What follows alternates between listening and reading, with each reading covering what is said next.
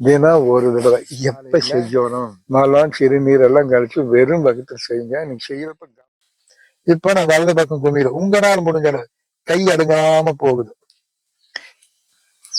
வயிறு உங்களுக்கு அப்படியே பாருங்க, வயிறு என்ன குடி குடிக்குதுன்னு. கை என்ன குடி பிடிக்குது, கால் என்ன பிடிக்குது, இந்த அப்படி என்ன பிடிக்குது. உங்களால முடிஞ்ச அளவு இப்படி போட்டுட்டு என்ன பண்ணுங்கன்னா, இந்த கைய வலது பாரத்தை பிடிங்க.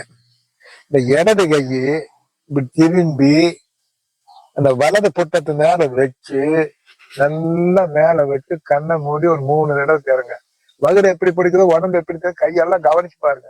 3 தடவை போடும். மீண்டும் என்ன செய்யறோம், அந்த முதல் வச்ச கை அழுங்காம முழங்கால் மேல வைக்கிறோம்.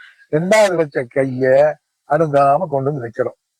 வச்ச பிறகு 2 கையில பிடிச்சி காலை அழுங்காம மெதுவா தான், வேகமே ஆகாது.